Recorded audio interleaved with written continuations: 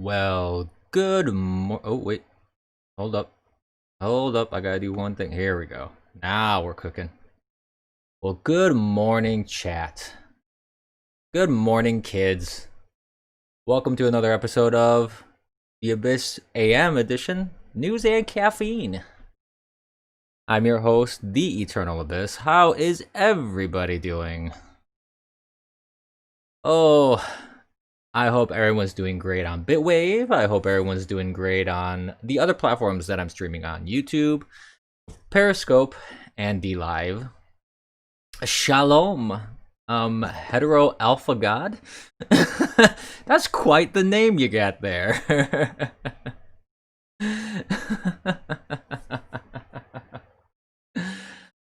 um, so I'm actually early today.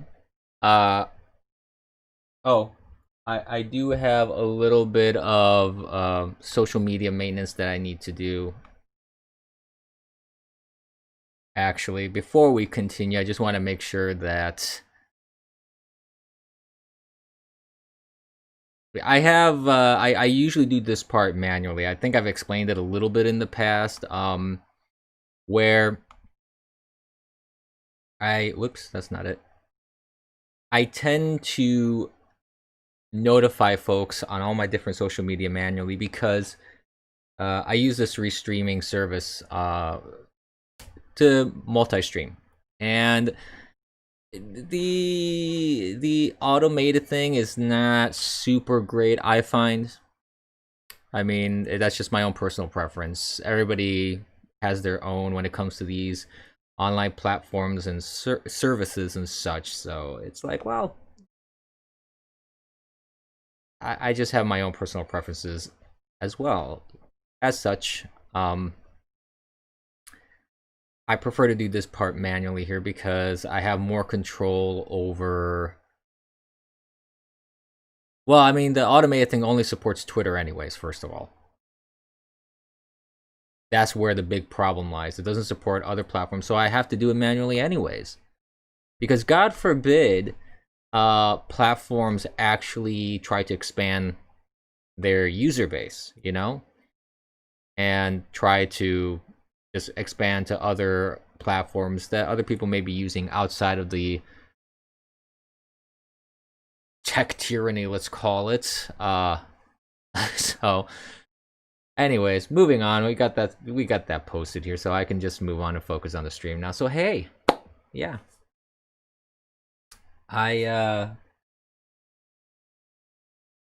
I'm disappointed this morning. So there were primaries. Let's talk about that's the main thing I wanted to talk about anyway. So let's talk about that. Get it out of the way because it's unpleasant news.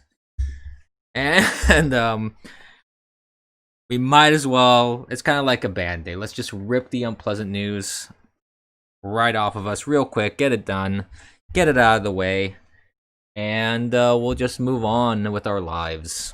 So yesterday you had primaries happening in New York, Kentucky, and I think South Carolina was the other state. Let me see if I can bring that up so I can give you a more accurate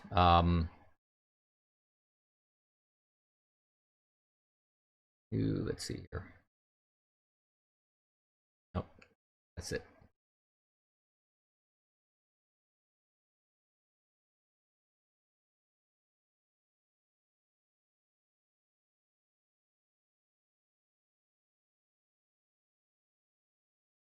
Sorry for the silence here. Just want to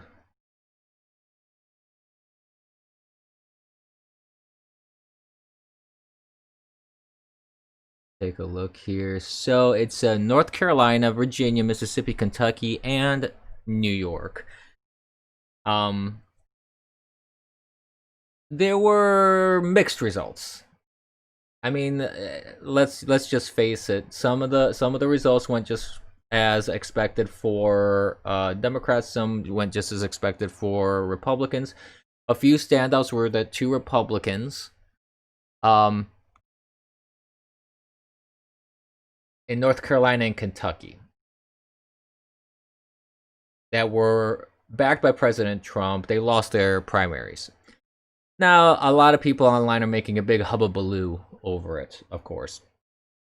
Um, I don't know. I don't know if it's really worth making a big hubbubaloo over it because it doesn't necessarily mean anything in the sense that just because these two candidates that were backed by Trump didn't win, there's been a handful of those. The grand majority of people that Trump has backed have won. So his track record is pretty freaking solid when it comes to that. I wouldn't necessarily discount the track record just because there were a couple outliers like this. So, hold up. Need to get my chats up here. Hi, Brevustash Brev.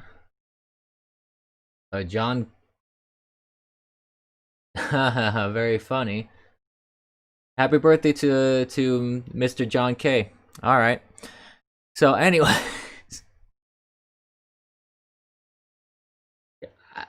I'm gonna try my darndest to not get banned on YouTube, so these little tricks aren't gonna necessarily fly. But thanks for watching. Subscribe, hit the notification bell. Much appreciated. I hope you have your coffee, by the way. I got mine. Gotta take a sip. Oh yes, very nice. So, so as I was saying, I wouldn't necessarily discount Trump's track record just because you had a couple outliers. There's always going to be some people that are going to be anti-Trump on both sides of the aisle. Sips indeed.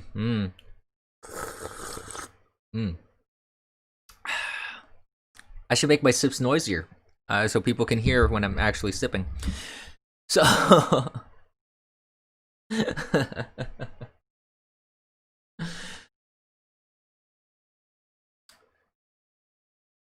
anywho,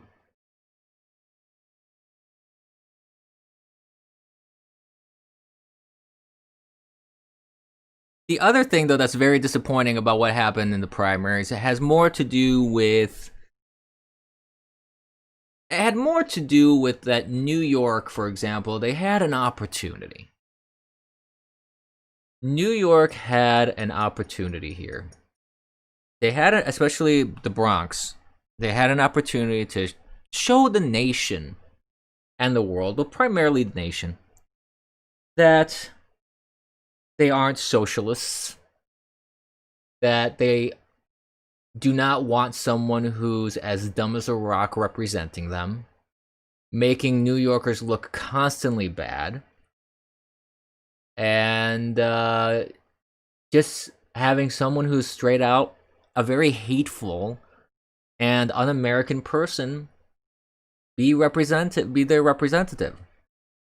But unfortunately for New York, and unfortunately for the rest of the United States as a consequence,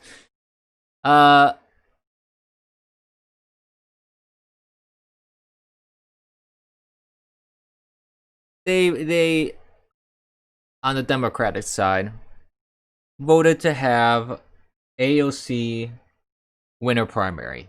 So these are the results here. You have, let me just move forward. The thing is this, it's not really surprising to me being New York. New York is a very left-leaning blue state. So just by party alone, whatever the policy ideas are behind that individual, ultimately they don't really matter. I understand that. And it's kind of a sad thing that you have this kind of monolithic voting. I think it's much better to vote by policy instead of by party. Which is why I don't affiliate myself with any party. I'm not a Republican. I'm not anything. I am just Catholic and conservative. That's where my policies come from. My policy beliefs that I support. Beyond that, I'm not interested in party lines. I think actually parties do more harm than good at the end of the day. So, Excuse me. Oh, chill wave. No, don't forget about coffee. Get your coffee, sir. So I think that it's pretty sad that New York had this opportunity to kind of show some maturity, some intelligence. They didn't. But the thing is, this kind of shows it gives people kind of a reality check as well, because there was a lot of news about her opponent, MCC, as they called her. Her name is Michelle Caruso Cabrera. She was I believe, an ABC news anchor, and she decided to run against AOC. And the percentiles are kind of disappointing, but quite revealing, and here's why. So this is some of the data that's come out of this. AOC got 72.6% of the vote. Michelle Caruso Cabrera got 19.4%. But the thing is this. I was kind of perusing social media, keeping my eye on it, and everybody was saying, oh, MCC is big money. She has Wall Street paying her through the wazoo. And everybody's like, oh, she has so much money. So much money that, there's a good chance that she could win. I was hoping that was the case, but the thing is, if you look at the actual number, I'm looking at opensecrets.org right now. AOC raised almost $10.5 million. Michelle Caruso Cabrera only raised just about $2 million. Didn't even spend $1 million.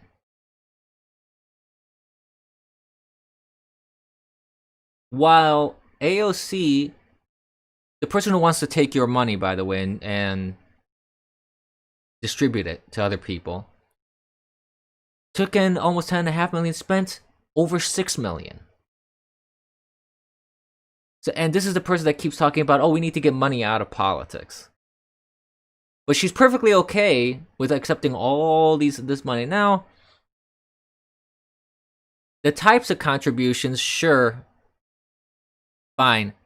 The breakdown does show, apparently, allegedly, that there are a lot of small individual contributions, about 8 million. Large individual contributions, about 2.2.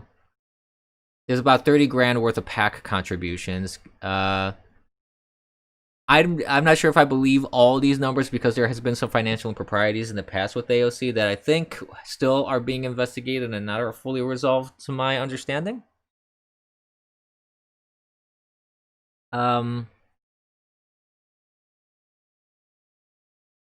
But then you also have to look at quality of disclosure, because OpenSecrets.org even looks at that and says that only about 200K worth is a full disclosure, 1,753 is an incomplete disclosure, and there's no disclosure for about $300 from her campaign.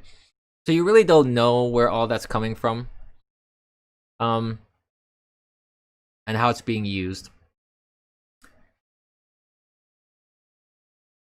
Michelle Caruso Cabrera really had a problem getting money, it seems. She didn't really get a lot of small contributions. She had a couple large contributions. Same thing, PACs and candidate self-financing, like a little bit it's there, but not a whole lot. So I don't understand why everybody was saying, oh, she's backed by big money. She's backed by big money. Not really. She only had, like, the majority of her finances came from a couple large contributions. That's it. And I'm talking about Michelle Caruso Cabrera right now. So I don't know what people were talking about when they're talking about that. The thing that is surprising to me as well is that she is not popular. AOC, she is not popular in her district. She has, like, last I checked, and I don't know if the numbers have changed now, but last I checked, she had about 20, if not under 20% of approval rating. She had a very poor and abysmal approval rating within her own district.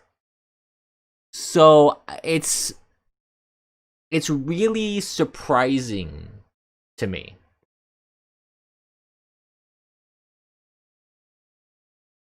It's really, really, really, really surprising to me that this is the case. that she would get such a large margin of victory, for example. I expected her to win. I just didn't expect the margin to be that large because of her approval rating, the fact that she keeps making herself look like an absolute fool. She keeps making New Yorkers look like absolute fools by simply the fact that that she represents them and she voted and they voted her in. I can't talk today, which isn't good for someone who does a talk show. So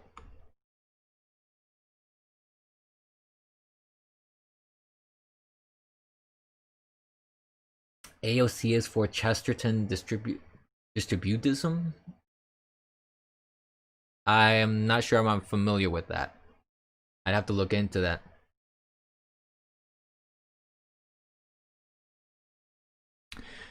So that's where things stand with New York. And of course, the New York Times did a poll in New York about Trump, and of course, Trump didn't have a very good percentile in New York. Big shock.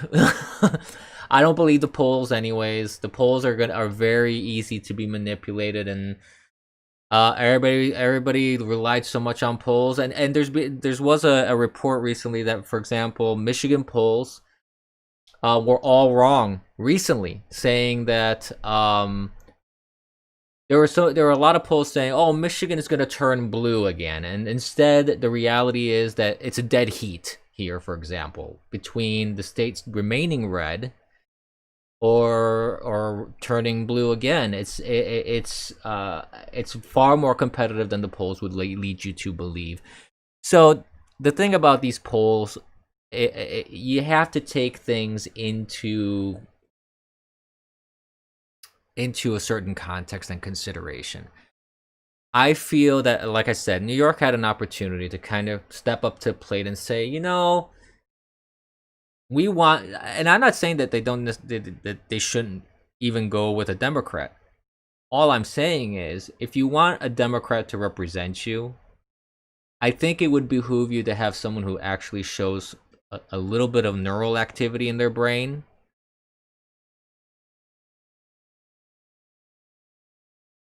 That's all I'm asking for. I'm not even saying don't go Democrat. All I'm saying is put people in government that actually know what they're doing, know what they're talking about, aren't the stupidest thing since Iraq, and just, this is the big problem with this country. It's not just a New York thing, and this happens on both sides of the aisle.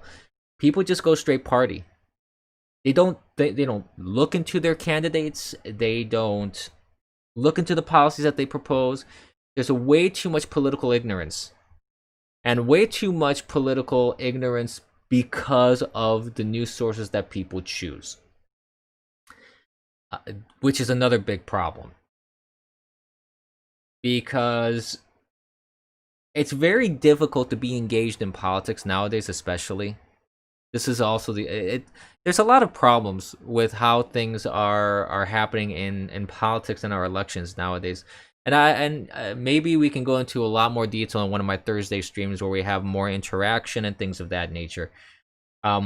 Where I don't really want to discuss so much news of the day, because that's more what this morning's stream is all about now.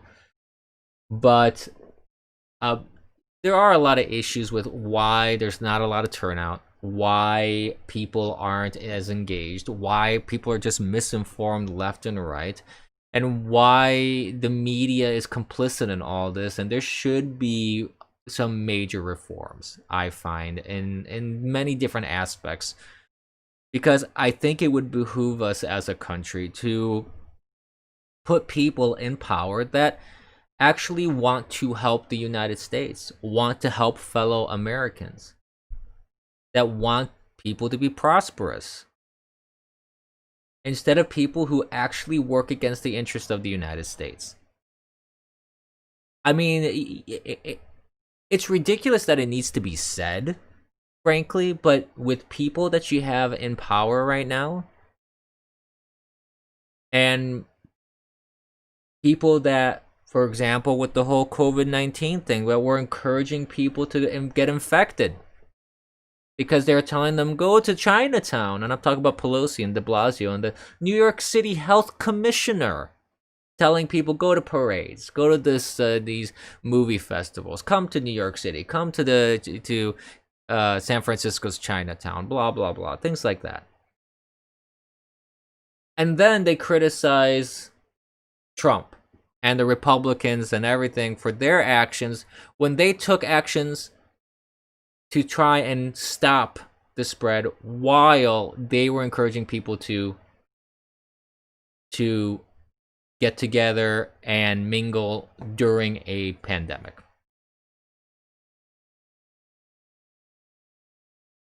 So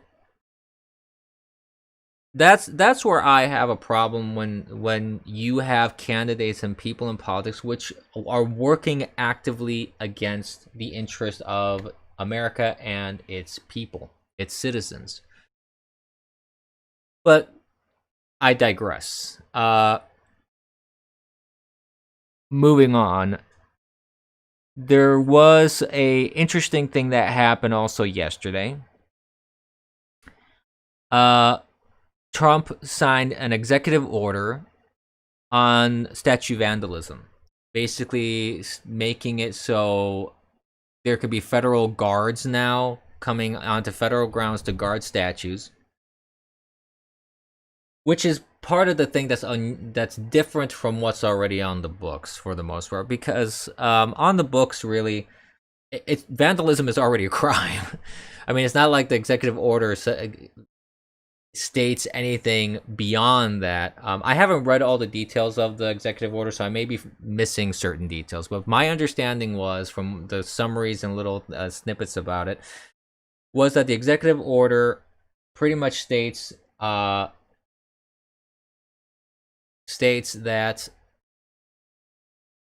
guards can be posted, federal guards can be posted at federal properties and statues, and if people try to vandalize or damage those statues, they can spend up to 10 years in jail.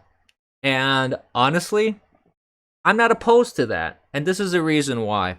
And this also had, like, I saw a bunch of outcry for certain statues that even make no sense. I talked about this in my stream, not yesterday, but the day before, where they want to tear down statues of saints that did nothing wrong here. Saints, people that have performed miracles. They want to, if you believe that, which I do because I'm Catholic, but that's not something I'm planning on debating anytime soon.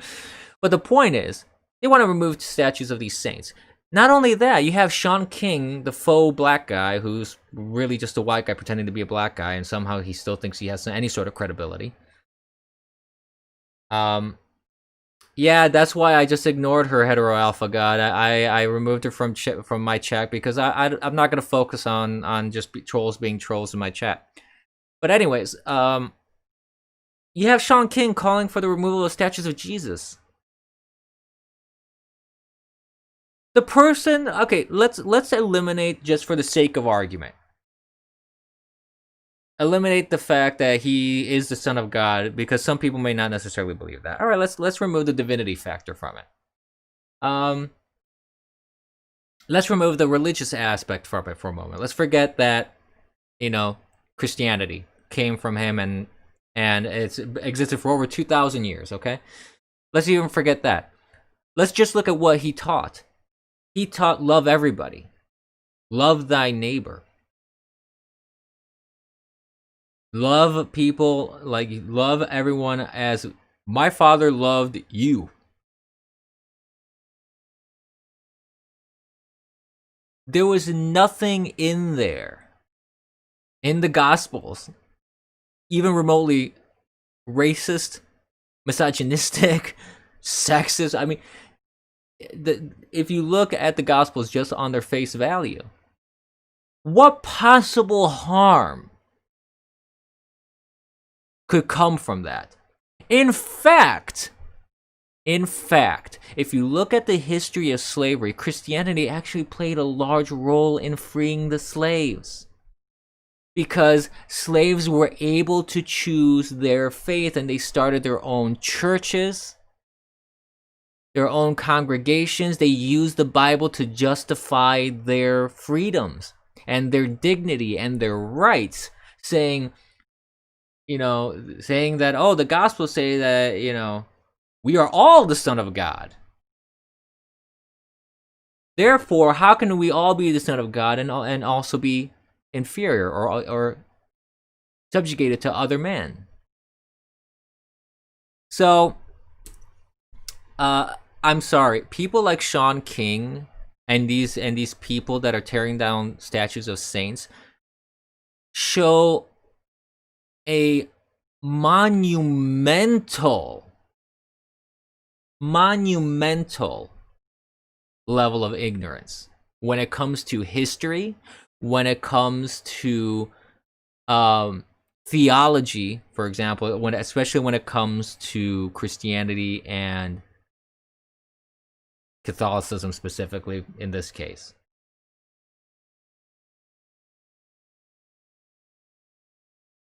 So, tearing down statues, and I've talked about this before, and now you have Rhode Island as well. They're going to vote on changing their official name because their official name happens to be the state of Rhode Island and Providence Plantations. And they are want to change that because there's slavery connotations to that. Do they know? This is my question.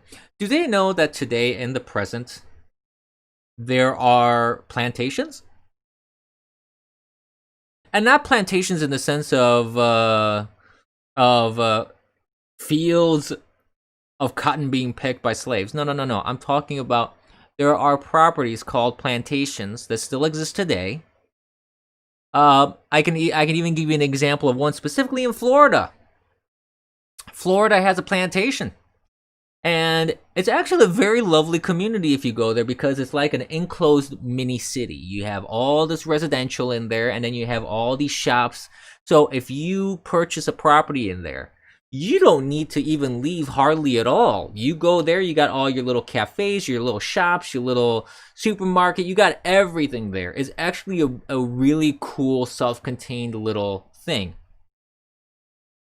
So and it uses the name plantation because that's where the history comes from of that sort of self-contained thing. All right. So this is the problem that you have, I find, if you focus so much on semantics about something.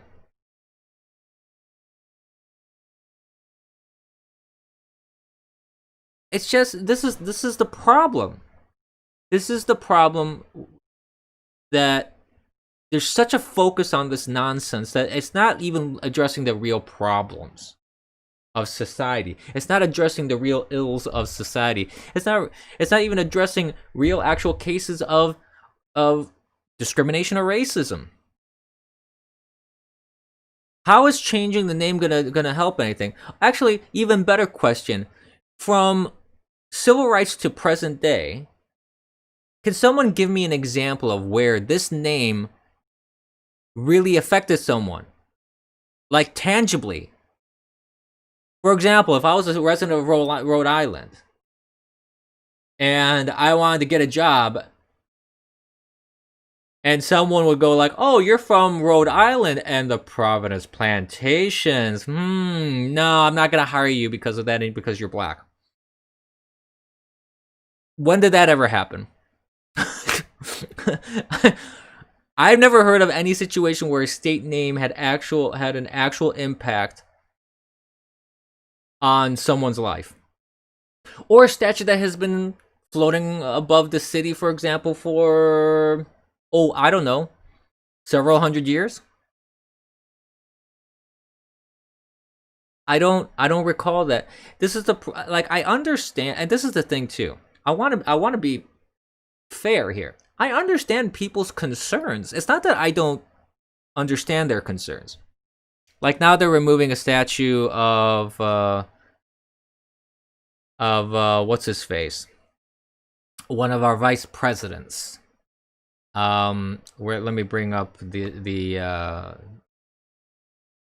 thing here. I had it up so I could make sure I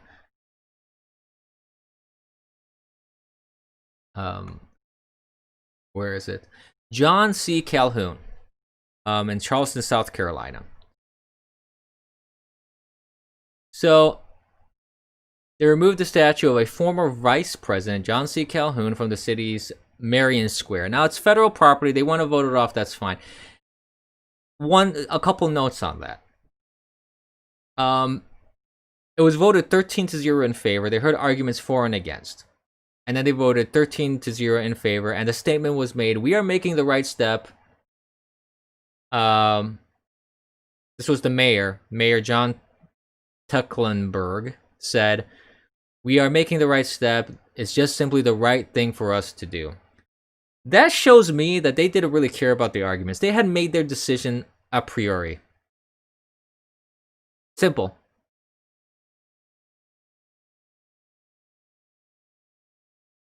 To me, it's pretty clear that when you make a statement like that, and the council there, the city council votes basically unanimously, they were not considering anything.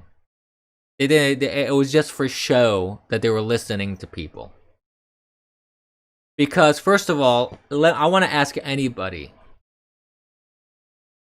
John C. Calhoun.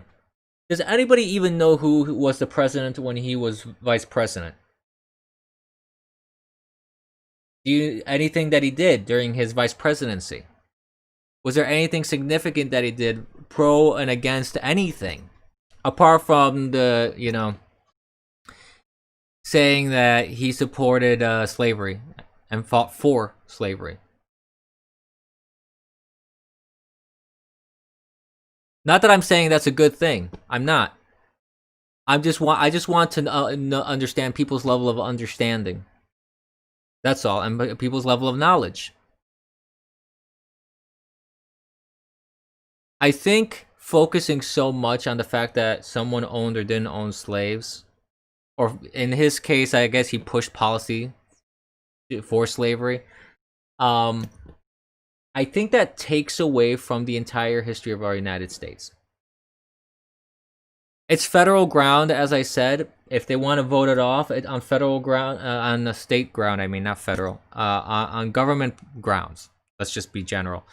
If government grounds, people want to remove these statues, fine. But this is setting to me this is setting a bad precedent, because I feel that I'm a firm believer of, if you ignore history, you're doomed to repeat it. Because that's just true. If you don't learn from history, the good and the bad, you're doomed to repeat it. Eliminating history and just not confronting this sort of thing, just saying, you know what, this was bad, we just don't want to look at it or confront it at all. I don't think that's very helpful at all. When I see these statues, I don't see a celebration of slavery.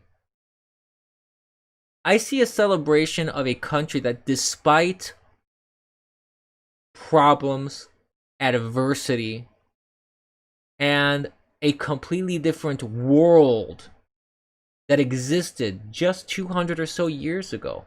I mean, really think about it, on the grand scheme of things, compared to other countries, that's not a very long time.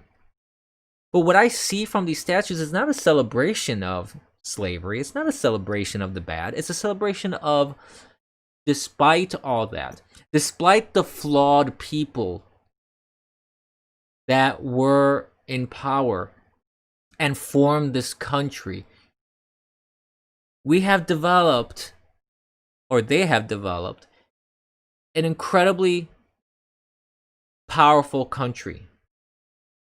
One of the shining examples of a representative government,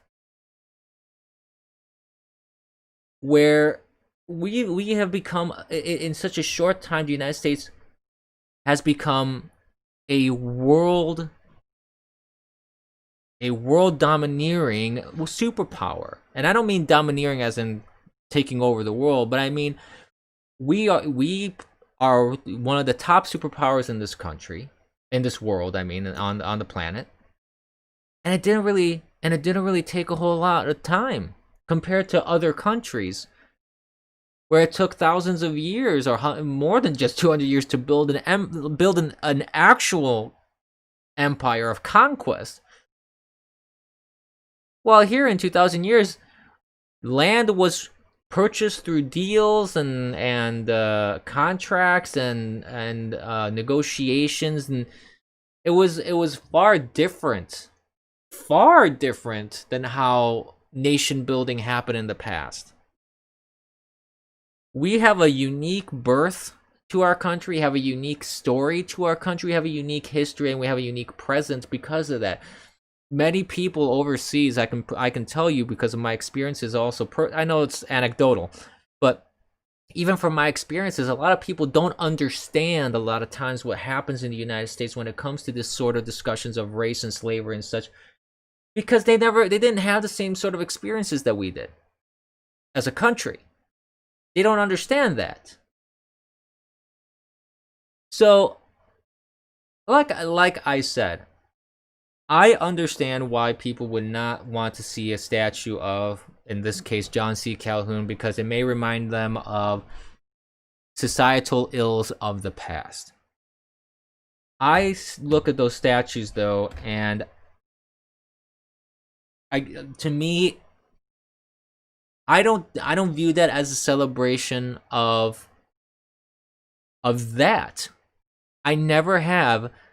Throughout my entire life, when I was growing up and being taught about Jefferson and being taught about other founding fathers that owned slaves, I learned early on that they did. And I understood, even as a child, that I'm in no position to judge what happened in the past because I am, one, far removed from it. Two, today's society compared to what happened even yesterday, 10 days ago, 10 years ago, 20 years ago, 100 years ago, things have changed. I mean, just look at people's sensibilities towards certain TV shows. This was trending yesterday. Jimmy Kimmel was getting canceled because of what happened in the 90s. The 90s, we're talking about 20 years ago. I mean, 20 or 30 years ago. I mean, if you think about it, if you're judging people from a couple decades ago, and now you're judging people from 200, 300 years ago, 20 years from now, we're all going to be condemned. And nobody in this society presently is pure, okay? Nobody here is free of sin. Nobody on this planet is the new Jesus here, okay? Everybody has their faults. Society is not perfect. That doesn't mean we can't strive for better. We can. And in fact, I encourage that. I keep telling people we need to evolve as a society beyond these petty squabbles. If there are injustices in the world, focus on the injustice. If there's a problem in the world, focus on the problem. If there are issues in society, focus on the issues within society. Like, nobody wants to talk about the broken family unit in black communities, for example, which was exasperated and exponentially made worse by legislation that Joe Biden, for example, put his name on every single time, and that Clinton signed into law, Bill Clinton, with the war on drugs, which disproportionately jailed black fathers and broke up the family unit. Nobody wants to talk about the importance of the family unit in society, which holds a huge amount of importance. You can look at statistical data that shows this. A sweet 200-ish years Yeah, it's not bad. For 200 years, we've actually fared very well.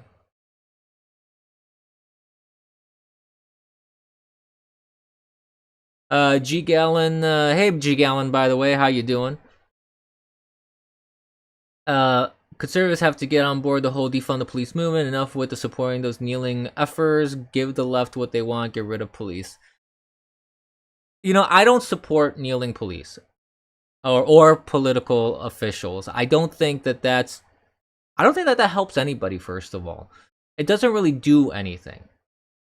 You want to show that sort of. I mean, if you want to show support, I say show support in a different way. A subjugating gesture of that kind to me does not is not good optics, and it doesn't really mean anything at the end of the day. It just shows that you are kowtowing and subjugating yourself to the mob, in my view.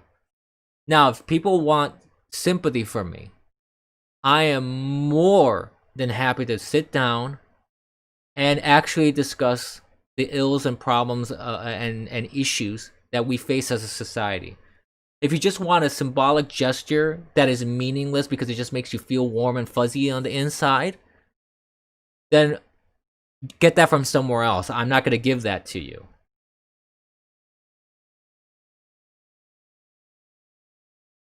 That's it. That's the only thing that to me that makes sense.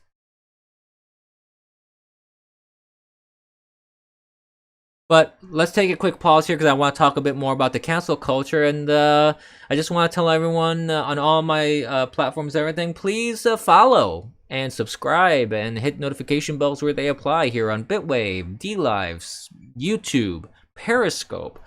Subscribe, follow, and get those notifications when the streams are live so you don't miss my soapboxing and pontification and ranting and coffee. Excuse me, taking a sip. Mm. Oh yeah. Ah, it's getting a little lukewarm though. I'm gonna have to top this off again soon, or just finish it off because I'm just holding it right now while I'm just ranting on and on and on. But don't forget to also follow on social media. I am on Twitter, which is a trash heap. Which is another thing I'm going to talk about before we end the stream today.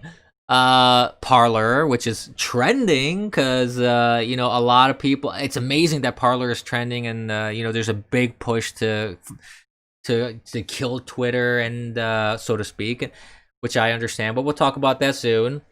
So get on Parlor, get on Twitter, get on Gab, and get on Minds, and follow me on all these platforms. Sooner or later, I just know my Twitter account's going to disappear, either voluntarily or not. And you don't want to miss these streams because there's always something fun to talk about. There's always fun. It's always fun to have a little chit chat and have coffee together. So I want to make sure that I have this quality time with you. I heard a wonderful quote yesterday, and I want to use it.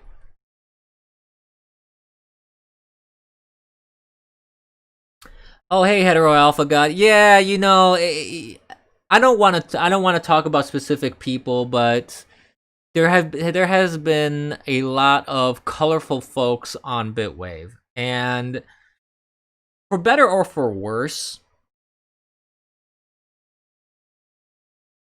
for better or for worse, it's kind of helped shape Bitwave a little bit, and you know, my goal is to stream, is to talk, and this is what I'm talking about. The quote, this wonderful quote that I heard.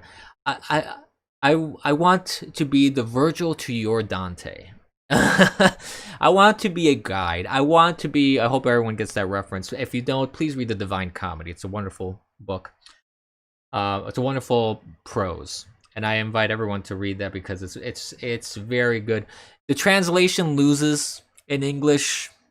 I get that, but at least you still be exposed to some very good literature compared to the trash that you see on social media and gets published today. But anyways, that's why I stream. I feel that well one is pretty cathartic for me.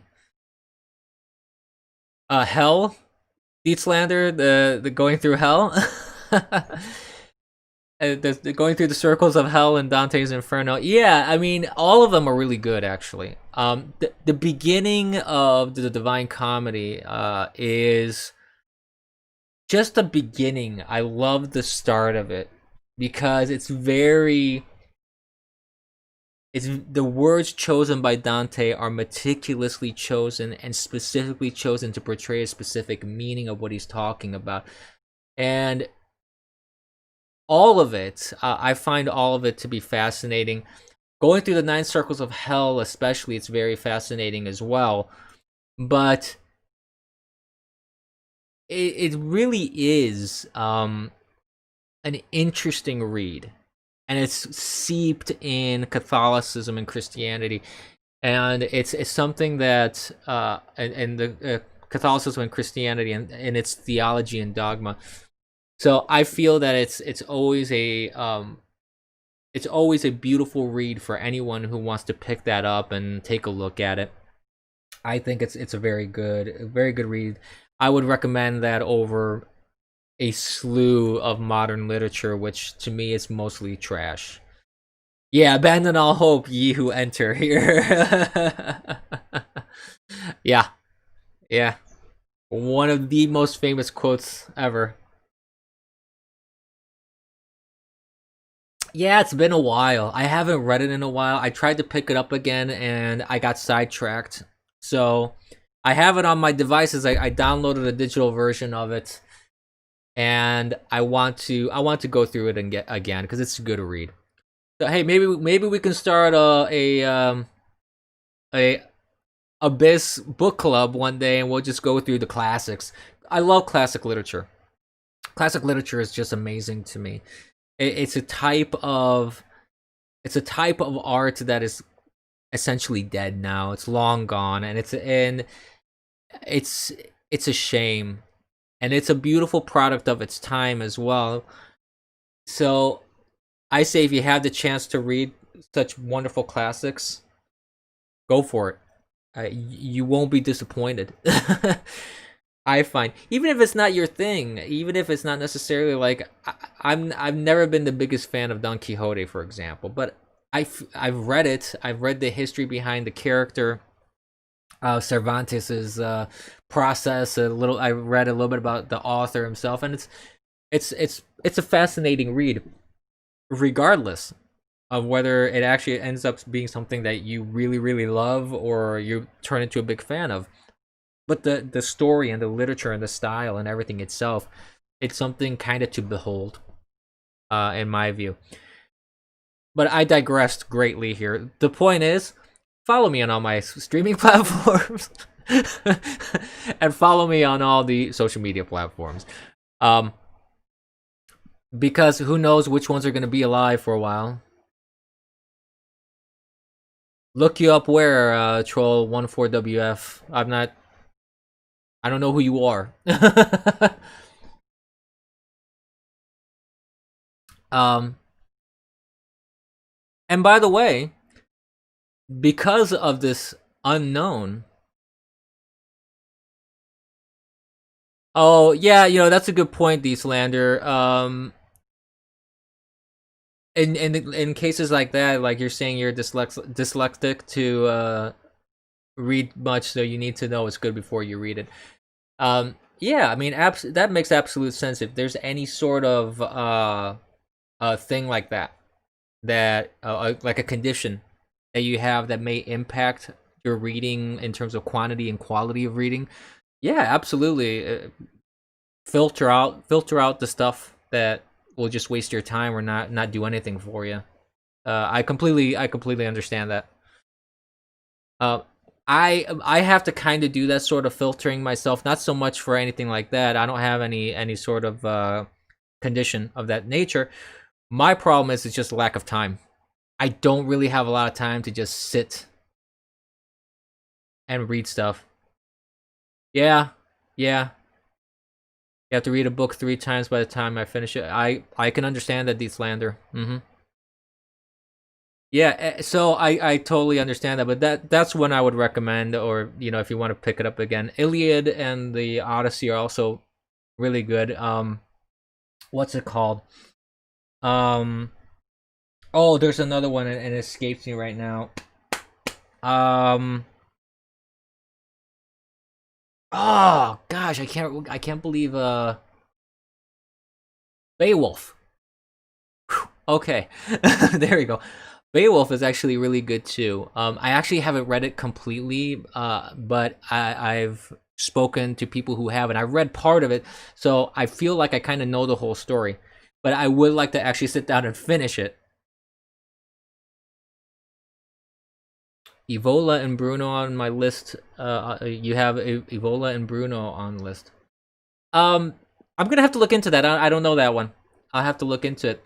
Another funny read, if you're while we're talking on this topic, I'm still digressing, but I just love classic literature. So thanks for derailing me, D Slander. I'm kidding, but there's this one book written.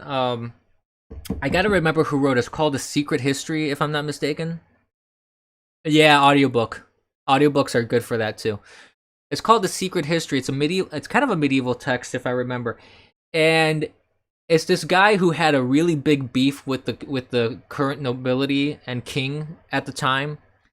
And it's if you read it, it's hilarious because this guy, he was part of the courts of the time, and then I think there was a change in regime essentially, and people wrote a history, like there were people that were in the court that wrote favorably about the king and the queen and all that kind of stuff because they were it was like pro king and queen versus him. He had a personal issue with these people, so he wrote the opposite, which he was saying that he wrote the truth.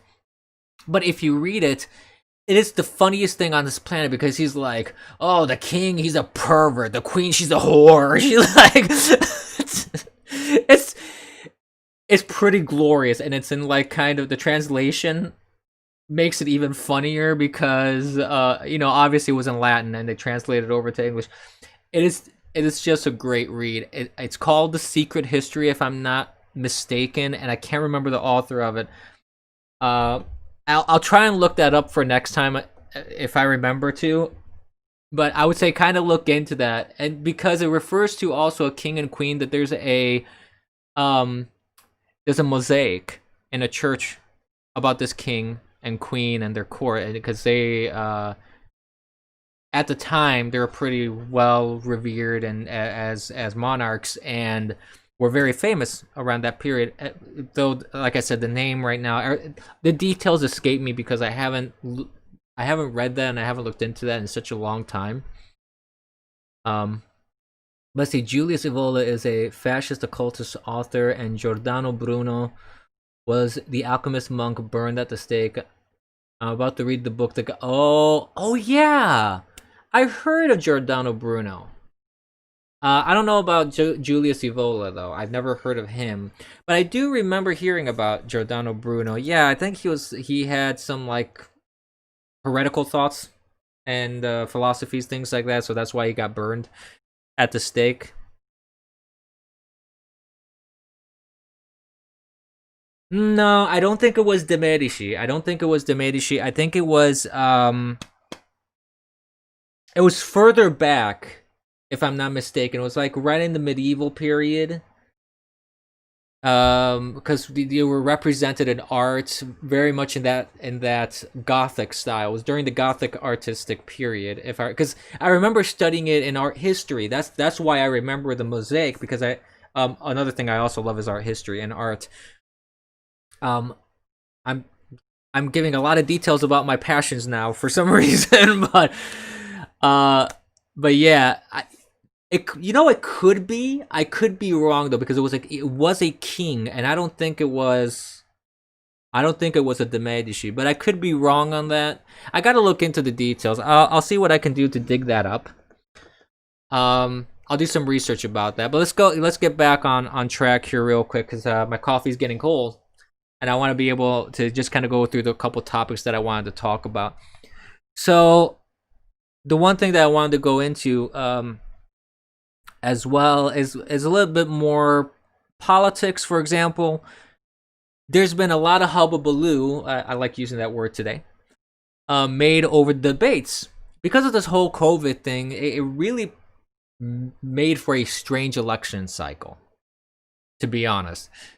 Getting on track. But before I get into that, I forgot to shill one more thing.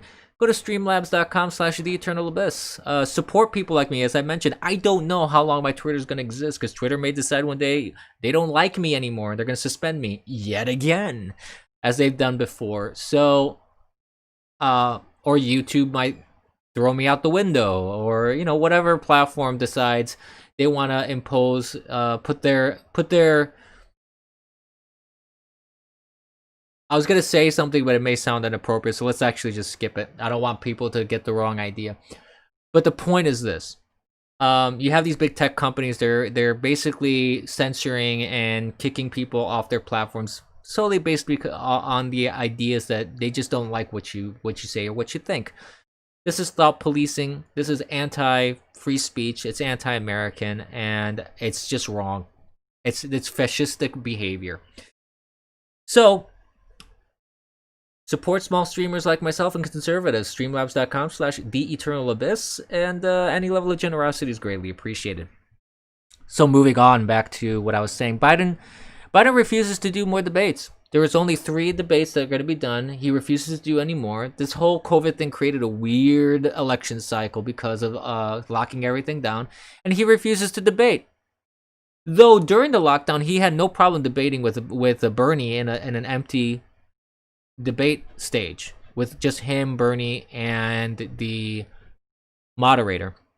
So I find it kind of hypocritical now, and he's being opportunistic, because the guy can't string 2 words together. Every debate that he's had has been an absolute disaster. He's incoherent. He doesn't know what he's talking about half the time. And he would just get chewed up on stage. He would just, and he's every debate performance was worse than the previous one. He's visually mentally degrading as you just watch him. He starts out relatively well, but as soon as the debate starts rolling, he doesn't have the stamina for it. It's actually very sad to see, because I've seen clips of him when he was younger, and you could tell there's a huge difference in mental capacity there, and mental faculties. But they're gonna run him. The Democrats are gonna run him anyways. And you have the University of Michigan. The University of Michigan pulled out of hosting a debate. So now you gotta find another venue, because the University of Michigan, they're playing these political games, because they're trying to reduce Trump's exposure to Michigan because of the polling thing that I mentioned. Because it turns out it's a dead heat in Michigan. So you have the governor of Michigan, Hale Whitler there, her Whitler, if you want to call her that, or half Whitmer, as many have called her. She wants to block Trump, which is illegal. There's no way she can do that, from doing rallies in her state. And you have the University of Michigan that pulled out of hosting the debate. They're trying to make it so Trump can't campaign effectively in Michigan. They're trying to, because they want to try and prevent him from coming over here. I've also so that's what it is. It's all politics. It's all politics. That's what it is. It has nothing to do with anything else. It really doesn't. Like the cancel culture going absolutely crazy. That's another thing I wanted to talk about.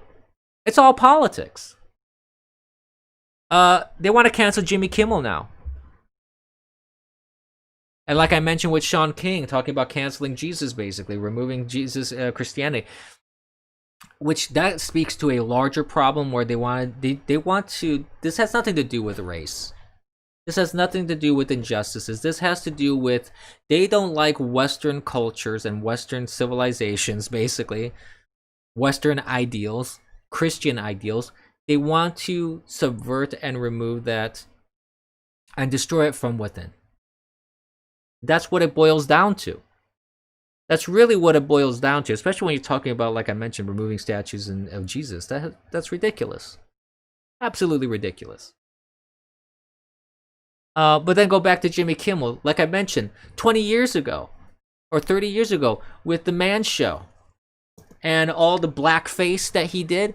Jimmy Kimmel did a sketch where he was in blackface, dressed up as Oprah, in a fat suit, stomping on a Mexican maid as part of Oprah's quote workout.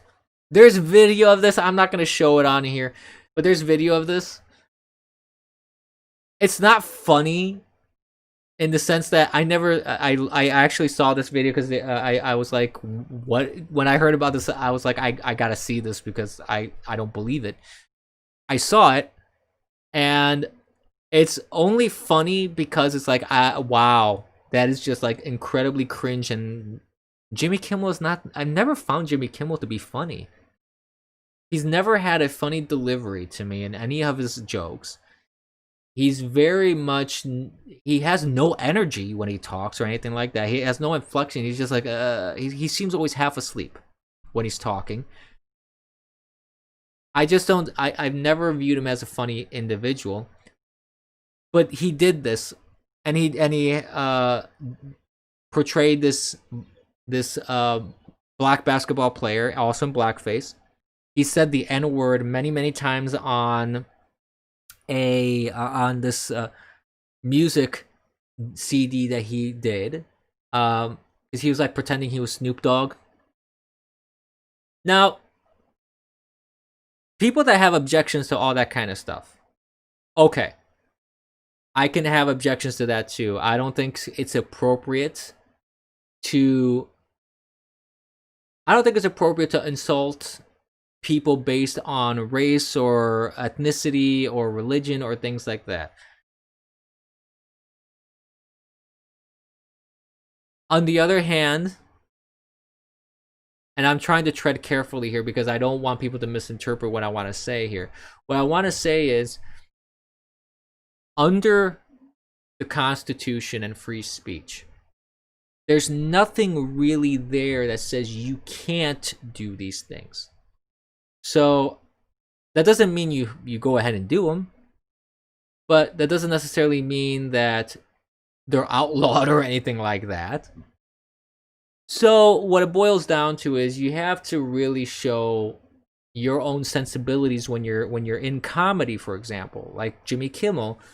And he made a statement about this, saying, "Oh, I apologize." He says that people, if people were truly offended by this, I apologize. It was a thoughtless action on my part. And the problem that I had with that apology and statement was not so much the apology. It had more to do with that one statement that he said it was a thoughtless act that he did. Problem though, something that is thoughtless is something that occurs occasionally. You blurt something out, you do one thing, you weren't thinking straight, you said something, you're like, oh geez, that was actually really dumb. While on the other side, it's like, well, wait a minute, that doesn't sound thoughtless. The other side of the coin is, if you do something as part of your act, you put a lot of thought into your act, okay? You don't just do an act on the fly.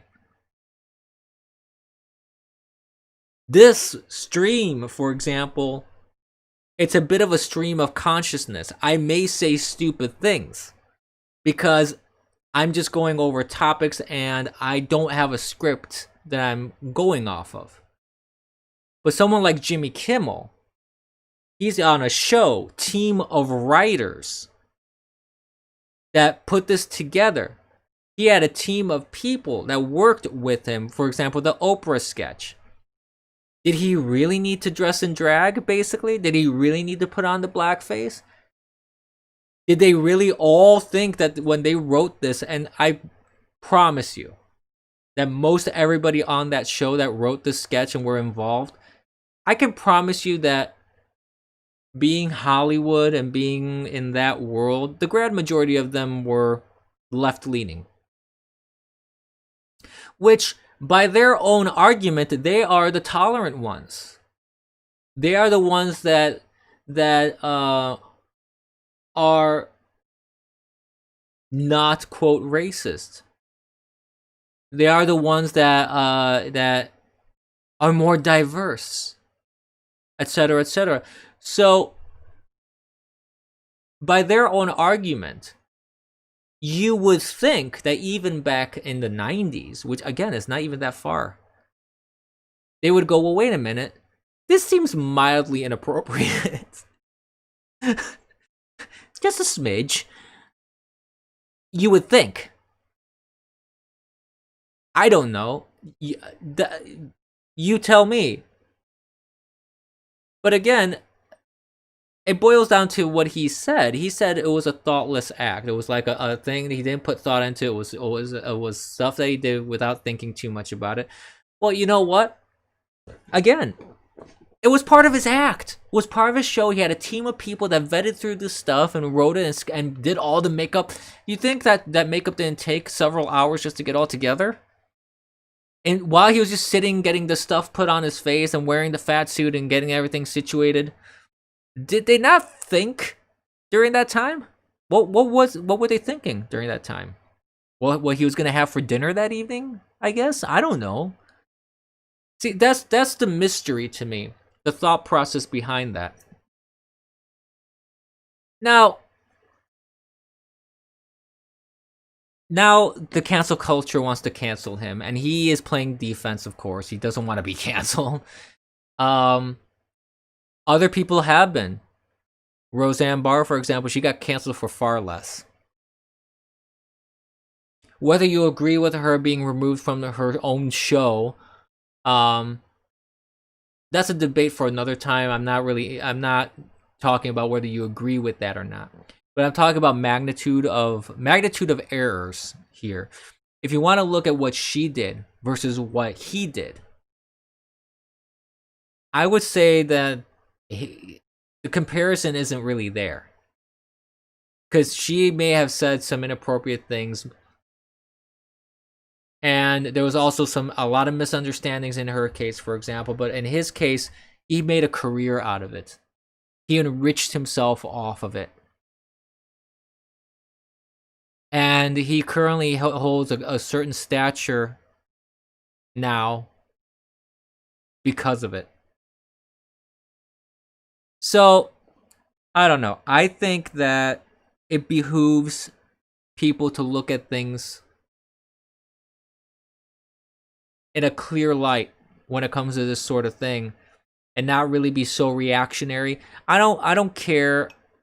I don't really care if he gets canceled or not. I don't want people to get canceled because of their political thoughts. I don't want people to get canceled because they may have done something stupid, which they may regret. I don't know if Jimmy Kimmel is racist. I don't think so. I don't think that he did it with the intentions of insulting black people, for example. He did it because he thought it was funny. He did it because his claim is that he was impersonating people. He didn't look at it as a matter of race. And you know what? I can even agree with that. I don't think that when you do impersonations, like if I was a stand-up comic and I wanted to do an impersonation of Bill Cosby, which actually I can even give you an example. There's this Italian-American comedian, his name escapes me right now, who does all these impressions. He does Nicolas Cage, he does all this. He's an impressionist. He was on Impression Week on David Letterman when David Letterman was still on, and and they had Impression Week. And he did an amazing Bill Cosby. Italian guy. Now, just because he happens to be white, he shouldn't do an impression of Bill Cosby? Or it's okay for him to do it as long as he doesn't have any makeup on his face to make him look like Bill Cosby. And again, I understand the sensibilities behind that. There are racial connotations, to, racist connotations to blackface. But again, it's also a context thing because back in the day, it's a two-sided coin. People can it's a difficult topic because I understand both sides of the argument. And I don't necessarily agree or disagree with either. That's the thing. I mean, I don't agree with disparaging anybody. I've always said it from the very beginning. I'm Catholic. I believe everyone's the child of God. We're all of equal dignity. So I don't believe in disparaging people based on anything, based on their race, their gender, whatever. But at the same time, I also am pragmatic, and I gotta look at context. I gotta look at history. I gotta look at science. I gotta look at things. I gotta look at what's in front of me. So usually the best course of action I would recommend to anybody is just avoid it. Just avoid the controversy. If there's a chance that that if you want to do a comedy act, you want to do an edgy song, it's ironic that you have to filter yourself that way. I do find it ironic, and it's kind of sad that you do, but you may have to just because sensibilities change over time. You can't always rely on the fact that people will find what you did amusing, funny, or appropriate. But at the same time, it's like, well, listen, context is context. Do what you feel you need to do, and then and this is the other thing. See, one thing that I could respect Jimmy Kimmel more is if he just owned up to it. If he didn't try to justify it, he said, yeah, you know what? Listen, I did this. I didn't have any racial intentions behind it. I didn't have any ill intentions behind it. I was just trying to be funny and edgy. Turns out it was a bad idea. And that's that. Why not? Why not just own it? You did it. Own it. And just say, yeah, you know what? I said this. I did this. At the time, nobody objected to it. Everybody thought it was a good idea. It was funny. We just went with it. I could respect Jimmy Kimmel more if he just straight up just acted like an adult and said, hey, you know what? All right, I'll take the responsibility of my actions. I don't see that as inappropriate. I think it's a mature response instead of just going on the defense and going no. It was a thoughtless act. I'm sorry that people were offended by it. I was like, listen, I can promise you, and everything that I've done in my streams, for example, even unintentionally, people will get offended by something that I will say. I can't filter myself all the time because I'm afraid I'm going to offend someone. I tried to do that actually for a while in real life when I was talking to people. I was trying to be very careful and filtering myself because, not to go into my life history, there was a period of time that caused me to be very outspoken and, let's pretty much say it, cocky. I was out looking for a fight. And then I matured a bit, and I was like, nah, you know what? Let's try to be diplomatic when I'm discussing things with people. Because I was having debates and discussions, and people kept saying, why are you attacking me? Why are you attacking me? This is, why are you insulting me? Things like that. And I'm like, what are you talking about? I'm not insulting anybody. I was just attacking the argument. And I found that I needed to start filtering myself just to be a bit more diplomatic in how I was portraying my argument. So I took it to the other extreme. I was filtering myself a lot. I was trying to be as diplomatic as possible. And I realized that was also a mistake because in being as diplomatic as possible with people, it was making it difficult to actually just say what I wanted to say. And it just prolonged discussions and made it impossible to even get a point across because I was jumping through a million hoops to try and get a point across. And I reached a point where it's like, well, you know what? I'm just going to tell you my point. I'm not going to do it in a way that I'm going to try, like, it's going to sound insulting, but I'm going to just make my point. And if you get insulted, you get insulted. I can't help that. I don't want to insult people. I don't want to upset people. But there's always going to be people out there that you're going to upset. You're not going to be able to please everybody in the world. So I say, if people are offended by something, so be it. My intentions, and I'm probably Kimmel's intentions, were not to insult. And if the intentions, and this is, I'm not a big George Carlin fan, but he did say one thing that I do completely agree with, is that words don't matter as much as intentions behind the words, the person behind the words saying it. If I say something, it doesn't mean that my intentions are to insult or to be racist or to be sexist or misogynistic. The person behind the statement does matter. Doesn't mean you can say the most insulting, racist, sexist, misogynistic, misandrist, most horrible thing on this planet, and then claim, I'm not trying to insult people. It's like when people say, I don't want to be racist, and then they say the most racist thing on this planet, or I don't want to be sexist, but then they say the most sexist thing on this planet. People can use that as an excuse, of course.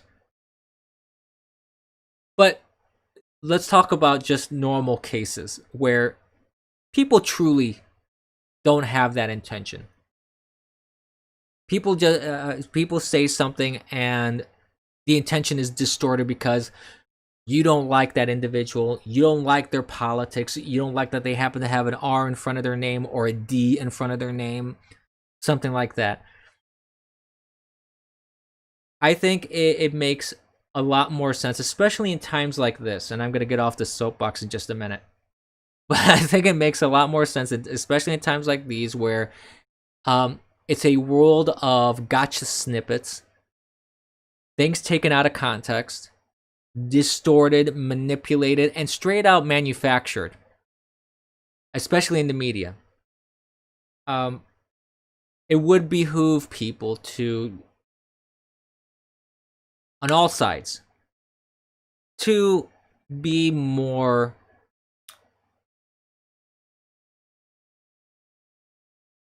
trying to think of the correct word that I want to use for this, to be more accurate in their analyses and perceptions of things that are said and done.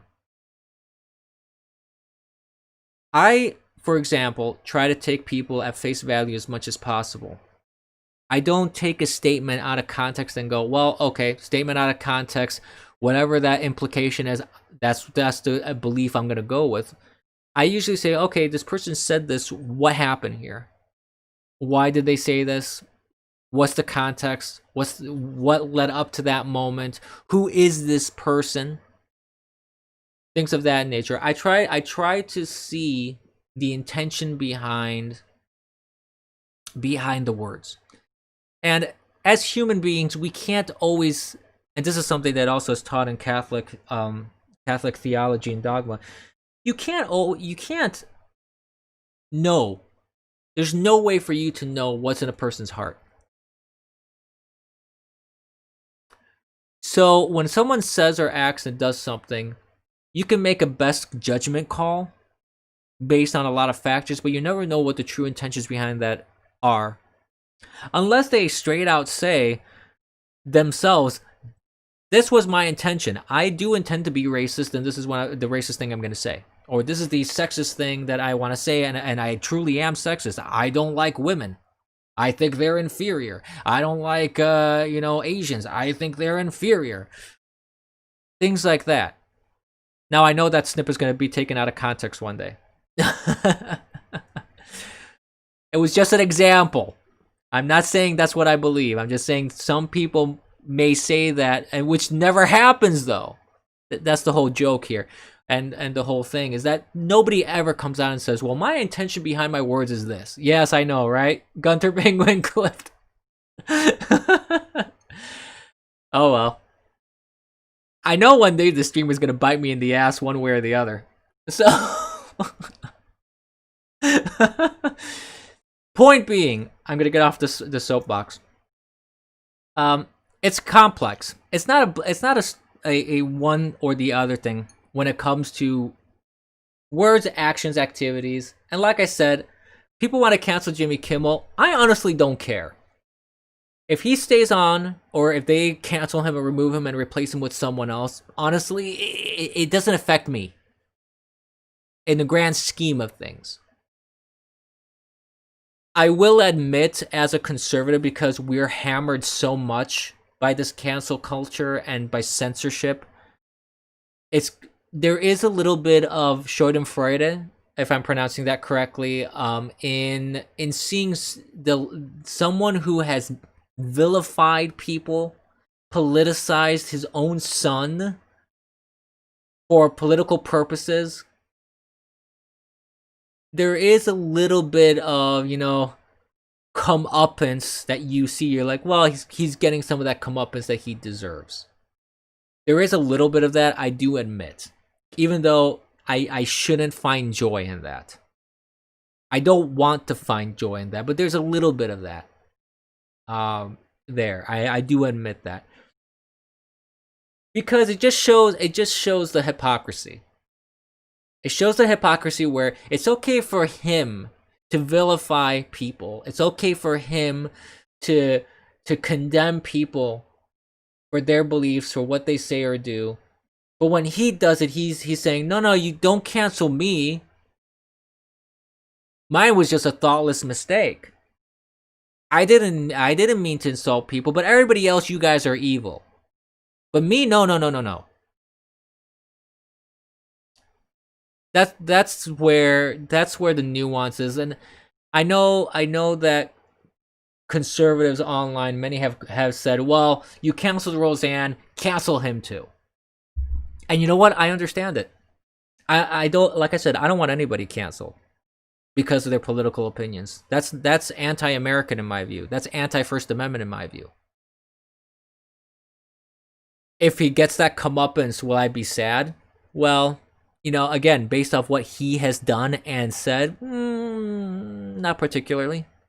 I'm not going to be sad about it. I'm not going to be happy about it either. It is somewhat deserving.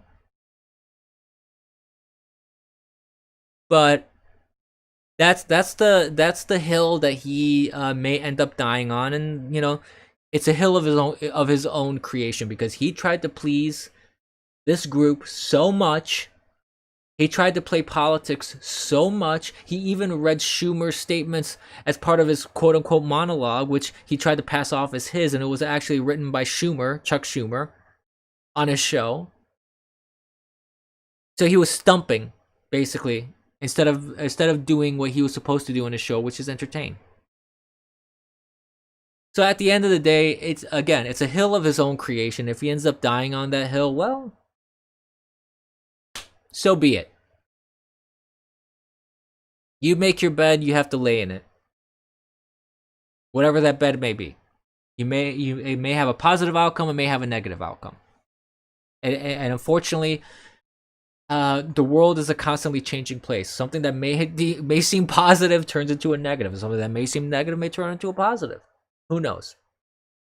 But I'm gonna get off Jimmy Kimmel here because I'm tired of talking about him. So I just want to I just want to talk about a couple different things that I've seen in trends right now as I started this stream, and then we're gonna bring it to a close here.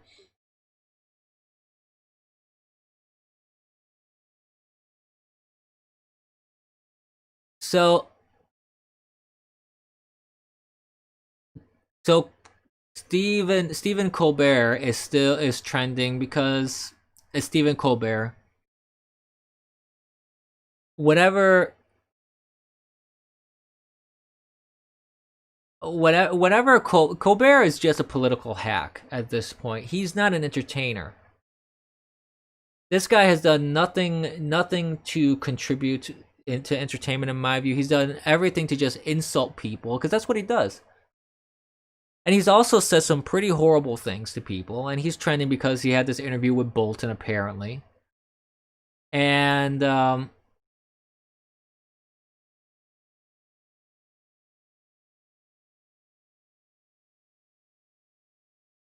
he's just insulting Bolton in this interview. And honestly, you know, I don't even care about that too much.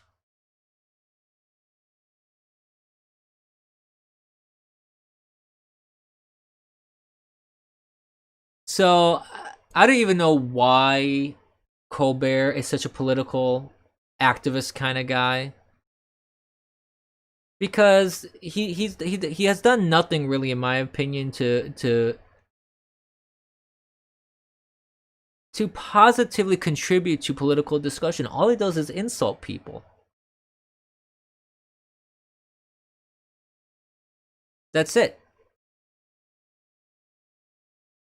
He that's all he does when he does his shows, is he insults people.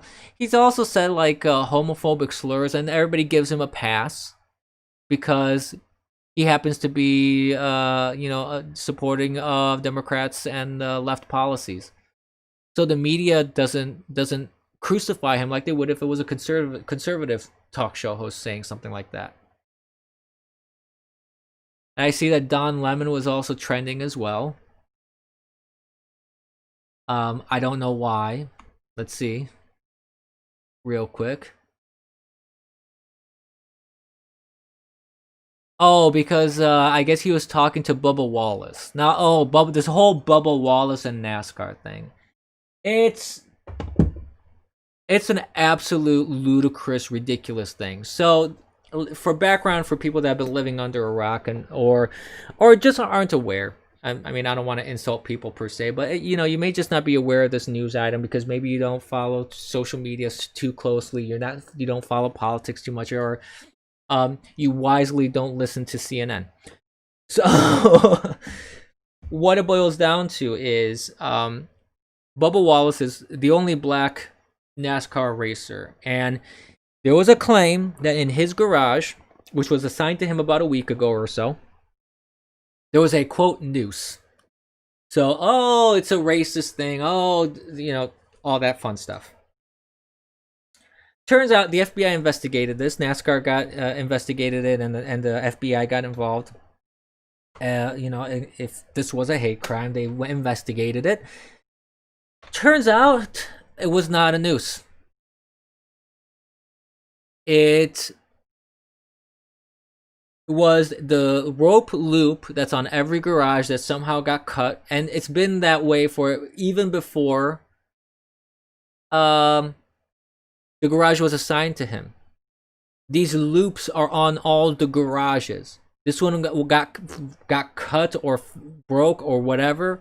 There is no indication that this was a hate crime. There's no indication that this was a quote straight up noose, as Bubba Wallace puts it. Bubba Wallace apparently is just being a race baiter at this point. He's playing the victim for some reason. He's just playing up this nonsense, and he said it on Don Lemon. And Don Lemon, of course, is a joke. I don't know how this guy still has his show, and of course he entertains this bull crap. Bubba Wallace is not a victim. There was no hate crime. It's not a noose. So he needs to get off this ridiculous narrative that he keeps pushing.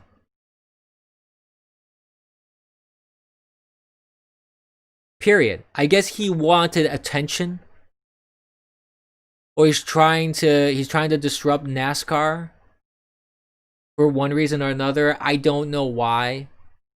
It doesn't make a whole lot of sense to me. He's trying to do all this garbage for no reason, and no reason at all.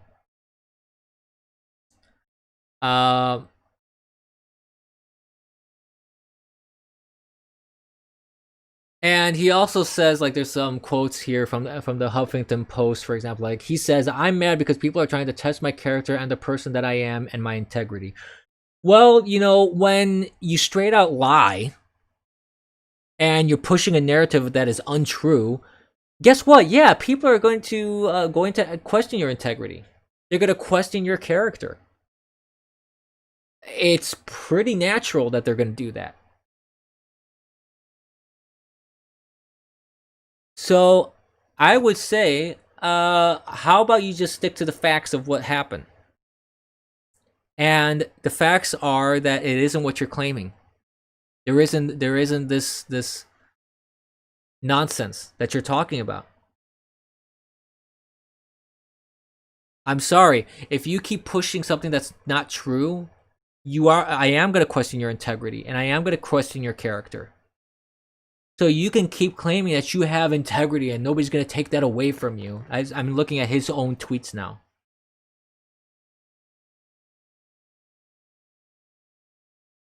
And you can be as defiant as you want and say stuff in your tweets like still standing proud and still smiling. God will always test us and show who we truly are, blah blah. Fine. Tweet to your heart's content. Lie to your heart's content. Claim to your heart's content when the reality does not fit your narrative. It's your call to live in denial and live in a fantasy world, Mr. Bubba Wallace. People like myself prefer to live in reality, though. Now, whatever your motives are for this whole thing, they're yours. I don't care. But if you're trying to vilify people, claim that people are racist when that doesn't exist, claiming that NASCAR is discriminatory, claiming that the fans are discriminatory, claiming that there's intolerance where none exists, because you're trying to play the victim, you're trying to gain attention and notoriety, the villain is you in this scenario. That's all I'm going to say about that. Because it's ridiculous. While we're on the topic of news people and talking heads, Mark Cuban is also trending because he had a tit for tat with Sean Hannity on his show. And he made an interesting claim, and I just wanted to address that real quick. He was saying that Mark Cuban was saying that Trump isn't saying anything about people losing their health care and that he wants to run a campaign, not a country, and Biden wants to run a country. I find that a somewhat ridiculous claim, and you have people saying, oh, he excoriated Sean Hannity and Trump and blah, blah, blah. I'm sorry, but those claims are actually kind of dumb. And here's the reason why. Mark Cuban is way off base. He's been talking about the ACA since his campaign, back in 2015, 16, whatever. Trump has, I mean. This isn't something that he's never talked about. It's not something he hasn't addressed. And people that have lost their insurance during this whole COVID thing, Trump did address that. He talked about people suffering, losing their jobs, losing insurance, and he has been fighting also to. He's talking about he's been trying to dismantle the ACA. Yeah, and rightfully so, because the ACA was unconstitutional. People may disagree with me on this one, but the thing is, the only reason why it was not struck down as a Supreme Court was because of derpy John Roberts, where he decided, I'm going to take away my robe as a justice and I'm going to put on a hat of a legislature which shouldn't even be in my arsenal, and rewrote the law to make it acceptable according to the Supreme Court. By all measures, that was a huge overreach. That was way outside the scope of what a justice is supposed to do. And he did it because he wanted to keep Obamacare alive. So Trump and Republicans have every reason to be upset about the ACA and every reason to be upset that it still exists in one form or another. And then Trump himself said that and also Mark Cuban claims that he hasn't proposed any replacement. That's untrue as well. There have been replacement proposals, some better, some for worse. And he's also talked about how he wants to keep protecting people under pre-existing conditions. This is something he said many times at rallies, for example, and at press conferences and things of that nature. So the idea that Trump is not talking about this, or his interest is to remove that, it really doesn't make a whole lot of sense, honestly. It's a straight out lie from Mark Cuban, or not necessarily a lie, let's be more accurate. It's a distortion of the truth. It's a large distortion of the truth, and it's disseminating false information. So I don't know why people on Twitter are praising Mark Cuban, because honestly, that was a very inaccurate, poor statement to make. It really is.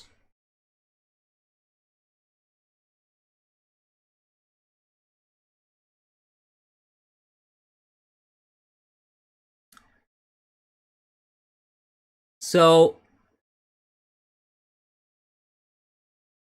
moving on to some final topics here, and then we're gonna call this, because my coffee's done.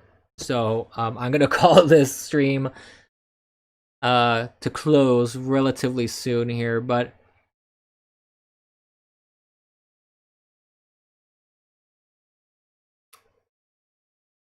so real quickly, so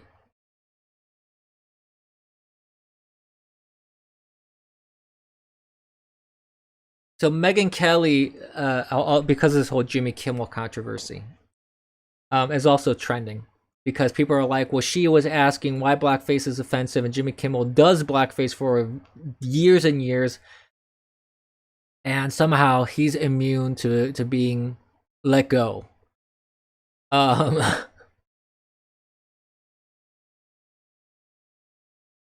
so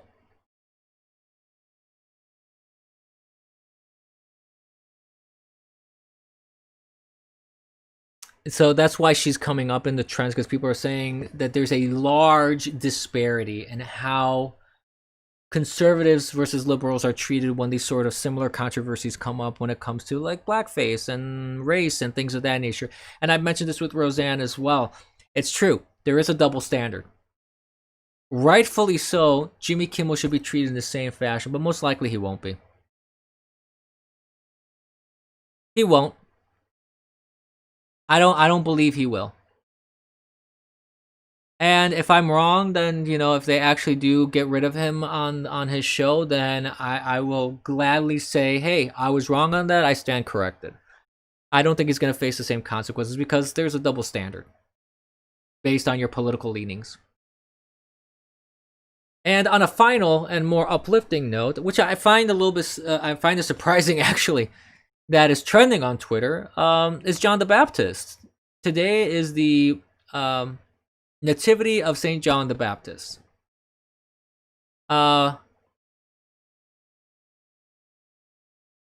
It's very fascinating to me to see this on Twitter, because I, generally speaking, I don't see a lot of solemnities celebrated on Twitter. And yeah, John the Baptist is a very important biblical figure. I mean, he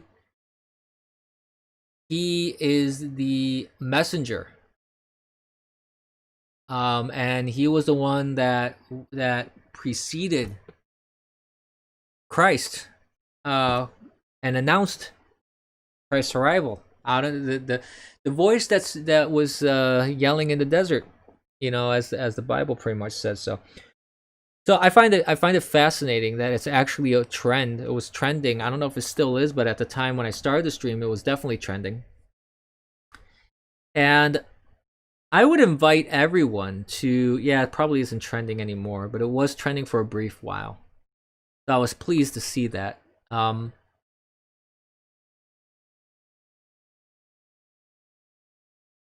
So I think it's a good thing to remember these solemnities, not just of Saint John the Baptist. As a Catholic, I think that saints of all saints basically are wonderful examples to look to on how to be a good person and how to live a life devoted to God in one form or another. Like, not all saints are the same, obviously. Not all saints had the same life.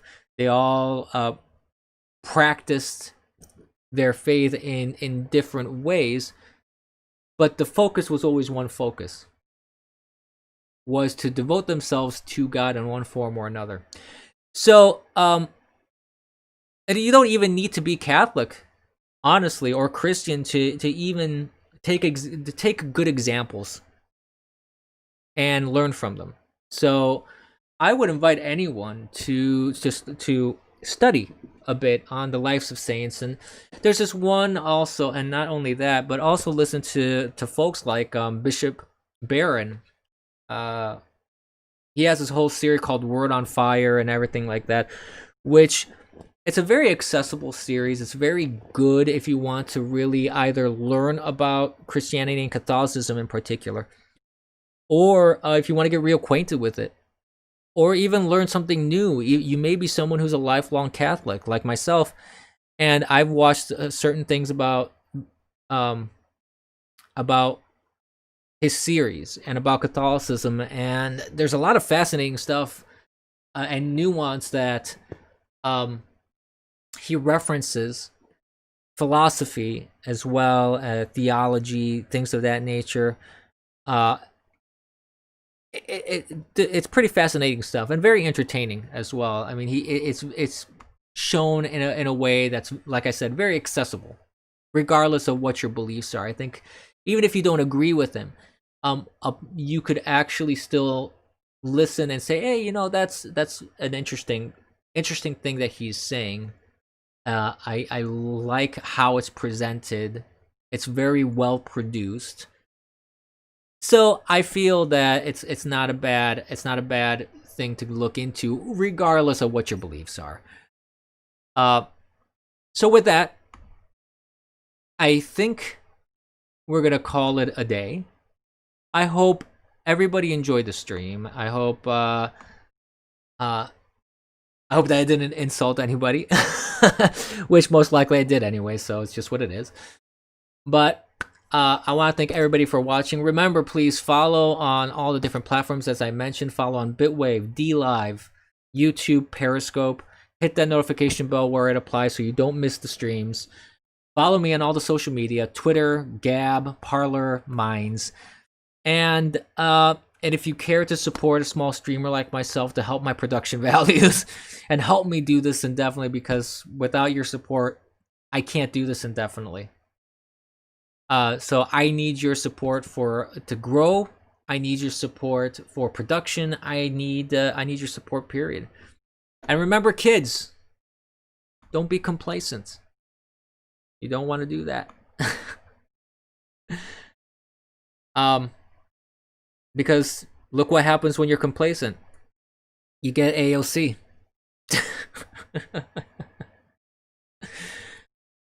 And I don't think we need that. I really don't think we need that as a country. So hopefully people will wake up and put the right people in government, and hopefully things will improve. But again, I want to thank everybody for watching. Have a wonderful day. We'll see each other hopefully tomorrow, if nothing goes wrong, around the same time, 9:30 p.m. Not p.m. I'm sorry, 9:30 a.m. Eastern Standard Time for another Abyss AM with coffee and caffeine. Have a good day, everybody.